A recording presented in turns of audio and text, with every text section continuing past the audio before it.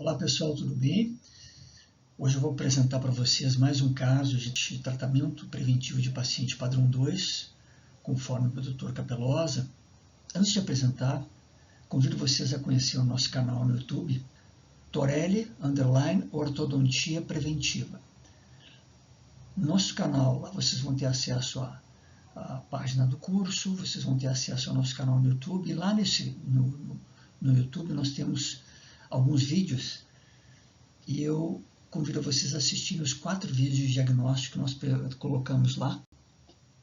O fator mais importante na correção e manutenção do resultado nos padrões 2 é a qualidade do crescimento mandibular.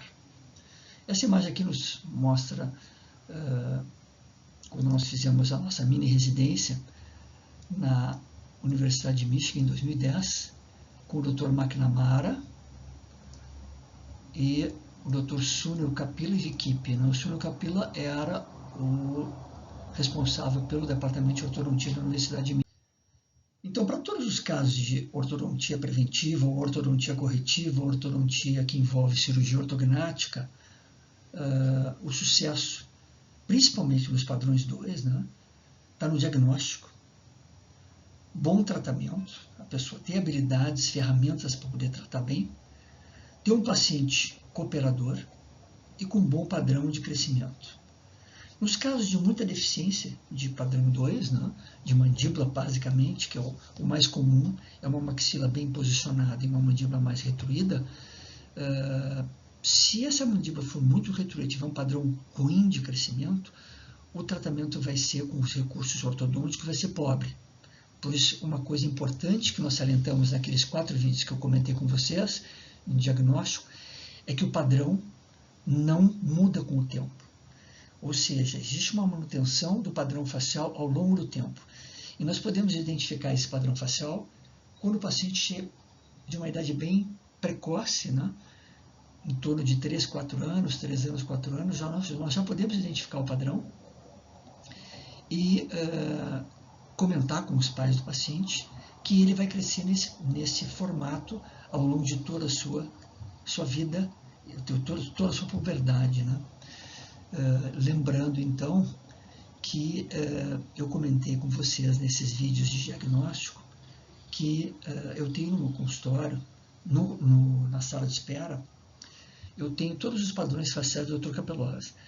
E é interessante de se dar conta e perceber que, invariavelmente, eu pedia para os pacientes irem ao consultório para ver se eles se identificavam naquele padrão, qual o padrão que eles se identificavam, e invariavelmente eles acertavam a que padrão eles pertenciam. Então vocês veem que isso é muito fácil de ser identificado, muito fácil de ser ensinado. Diagnosticar com base no padrão é a base, é o fundamental no tratamento ortodôntico, para elaborar um bom plano de tratamento. E não cefalometria, análise de modelos padrão, com o espaço presente requerido. O que nós usamos para análise de modelo, análise dos espaços nas arcadas, é o artigo do Crickmore, como vocês podem ver nesses vídeos de diagnóstico, 1982, de novembro de 1982, no Journal of Clinical Orthodontics. E é muito interessante. Eu vejo poucas pessoas lançarem mão desse artigo para ensinarem.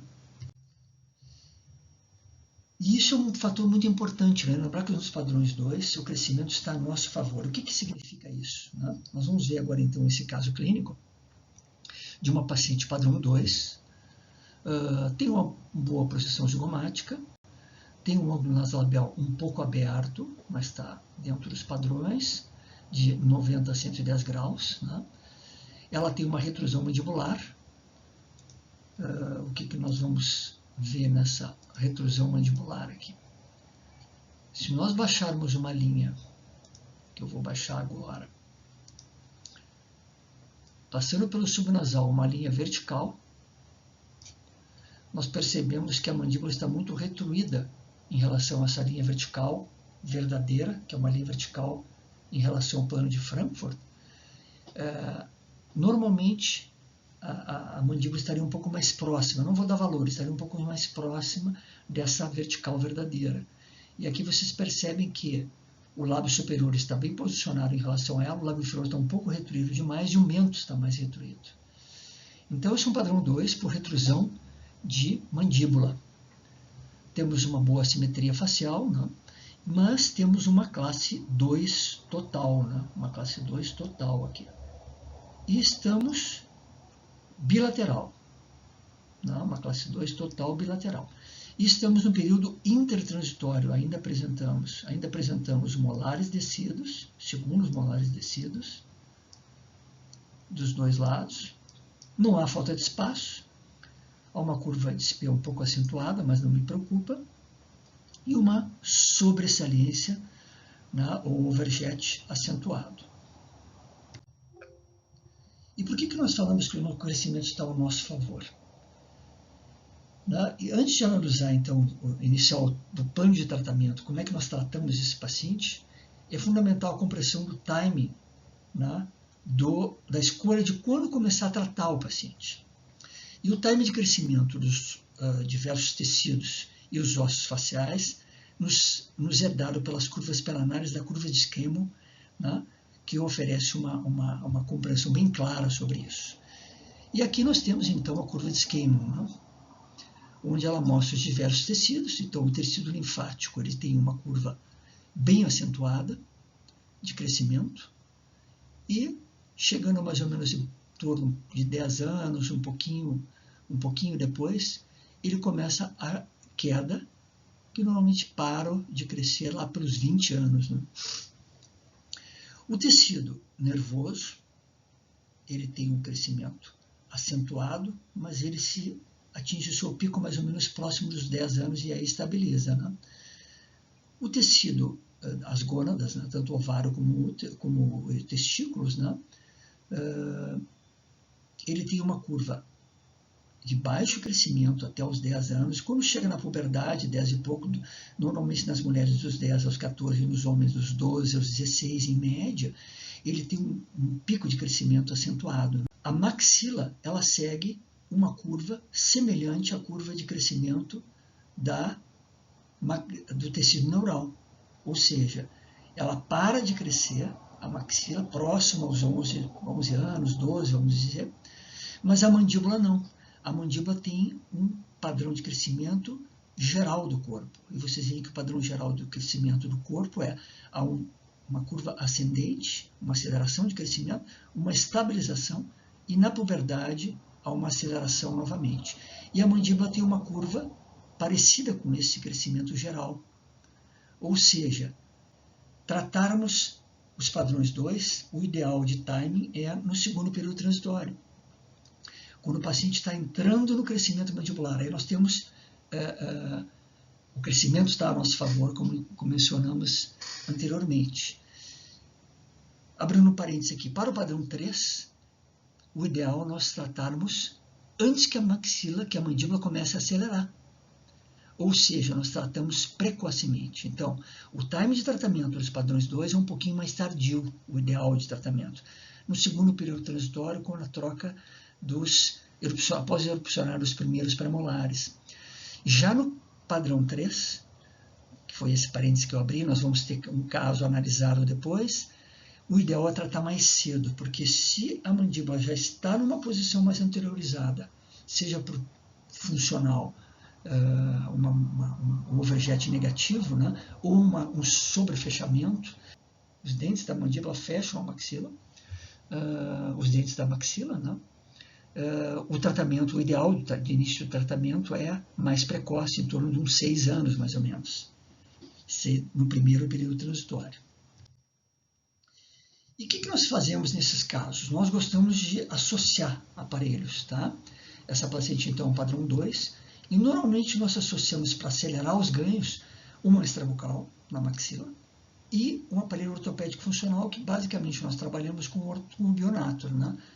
Que esse aqui é um Bionator estilizado, ele não é o Bionator original. Mas o que mais nos importa em todos os aparelhos ortopédicos é a mordida construtiva.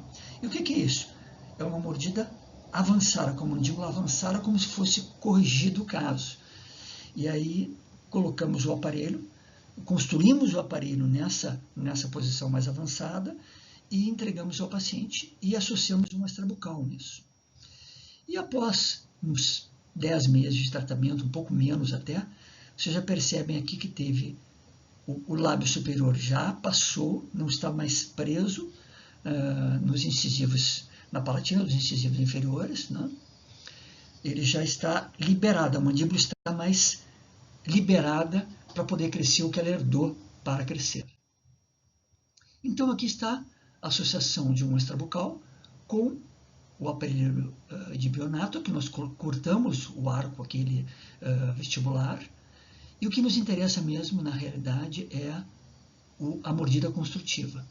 E aliviamos um pouco essa região aqui, dos dois lados, para que o molar possa ser distalizado, juntamente com o ganho de mordida construtiva.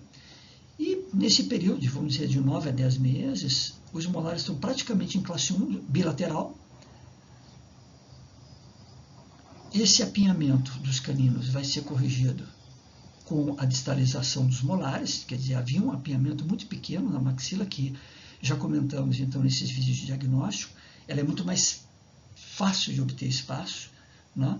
E só relembrando, na maxila nós temos possibilidade de ganhar espaço no transversal, com uma expansão rápida de maxila, na distalização, com o extrabucal, na protrusão de alguns dentes quando for indicado, dos incisivos superiores. Já na mandíbula nós temos limitações e temos que trabalhar com os espaços a nosso favor, através da troca de dentes no segundo período transitório entre molares e caninos descidos por pré-molares e canino permanente. Nós poderíamos ter tratado, então, preventivamente o caso até aquele momento, e se a pessoa não se sente segura, o colega não se sente seguro para colocar o aparelho fixo, ele encaminha, então, para o ortodontista, para que o ortodontista dê o acabamento. Nós colocamos, então, o aparelho, né, fixo, montando seletivamente. Aqui vocês veem que há ainda uma curva de SP um pouco reversa no arco inferior, para podermos corrigir sobre a mordida, e fazemos a retração de alguns espaços que sobraram com o nosso tradicional peixinho, né, que é uma bolinha de elastique. Vocês podem usar diversos recursos, né, podem fazer com alças e tal. A mecânica deslizante para nós eu acho a mais confortável e mais fácil de controlar e ser ensinada. Então, distalizar os arcos, o fechamento do espaço ocorre pela distalização dos dentes, mantendo o molar na posição com o extrabucal. E foi com essa face que ela terminou e com essa oclusão que ela terminou o tratamento. Ou seja, todos os dentes engranados. E esse perfil aqui é um perfil muito mais agradável. Vocês veem que ela tem uma linha queixo-pescoço adequada, um sulco mentolabial bem desenhado, não? Mas vocês vão ver que o padrão vai se impor. E ela vai relembrar o padrão, ela vai assumir o padrão que ela apresentava no início do tratamento. Ou seja, essa paciente voltou lá em volta de uns 19 anos, mais ou menos, e o que aconteceu? Vocês veem que o sulco mentolabial acentuou um pouco mais, né? Acentuou um pouco mais aqui, a linha queixo-pescoço ela é adequada, o ângulo queixo-pescoço também, a posição zigomática já era boa, o sorriso tem um festão de gengiva, que é o ideal, aparecendo no sorriso. Mas vocês veem que o nariz dela cresceu, o nasolabial não houve alterações, e esse calombinho no nariz, né, surgiu com o crescimento. Ele surge um pouco mais tarde, o nariz cresce um pouco mais tarde na puberdade, e às vezes surge um calombinho no nariz. Mas vocês percebem que a oclusão se manteve, ou seja, ela é um padrão 2 ainda, melhorou um pouco aquela vertical verdadeira, né? Um pouco, mas como ortodontistas nos tratamentos padrões 2, nós podemos dar o quê? Uma boa oclusão para o paciente. não conseguimos alterar padrão com nenhum aparelho até hoje, pelo menos que eu conheça. Mas a oclusão termina em classe 1, é o que nós buscamos, né? Então, ela é a paciente padrão 2 ainda, mas tem toque labial, padrão 2 discreto e classe 1. E lembrando então para vocês de novo que nos nossos vídeos do YouTube de diagnóstico de 1 a 4, nós falamos sobre isso, né? Nós conseguimos dar uma classe 1 para o paciente. Então, quando nós formos conversar com colegas ou formos ministrar palestras ou quando nós formos explicar para o paciente, nós sempre temos que diferenciar os pais do paciente o que é o padrão facial daquele paciente, que é como ela vai crescer, e esse padrão não muda ao longo do tempo, e o que é classe. Não? Nós podemos conseguir uma classe 1 num paciente padrão 2, mas ele vai continuar sendo o padrão 2. Por isso que não dá para classificar as maloclusões em classe 1, 2 e 3, né? Porque nós obtemos a classe 1 em pacientes padrão 2 com o tratamento.